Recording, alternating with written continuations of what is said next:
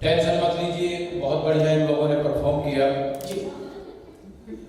और ये बार बार कह रहे थे आप अच्छे लोग हैं जो कवि संकलन करवाते हैं, कवि संकलन करवाते हैं। संजय तुम अग्रवाल हो और मैं भी के सारे 18 गोत्र वालों को जानता हूँ जी जी जी। ये कवि सम्मेलन इसलिए नहीं करवाया गया कि इनकी साहित्य में कविता में बहुत रुचि है जी, इसलिए इससे सस्ता और कोई प्रोग्राम हो नहीं।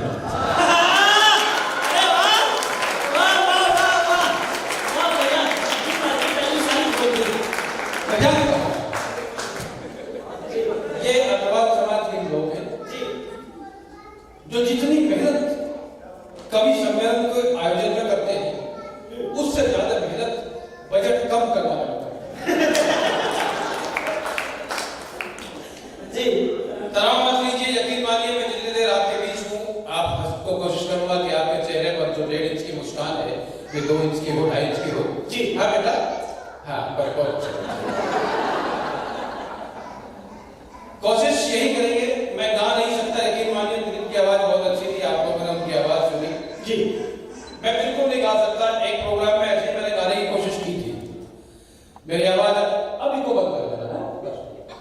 मैंने एक जगह ऐसे गाने की कोशिश की थी, जैसे मैंने पहली लाइन गाई, पीछे से आवाज आई, बोले वंस मोर।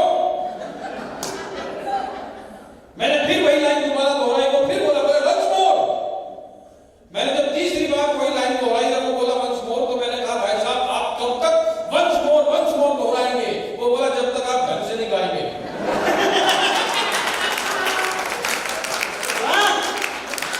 मैं नहीं गा, मेरा गला तो ऐसा नहीं गलाव नहीं करता जी, मैं नहीं गा सकता। बावजूद इसके मैं एक गाने के सिंगिंग के कंपटीशन में भाग लिया था जी। मैं एक सिंगिंग के कंपटीशन में भाग लिया, मुझे सेकंड प्राइज मिला। मैंने संजय को आके बताया, मैंने कहा संजय सिंगिंग के कंपटीशन में गया था, सेकंड प्राइज मिला। बोले बधाई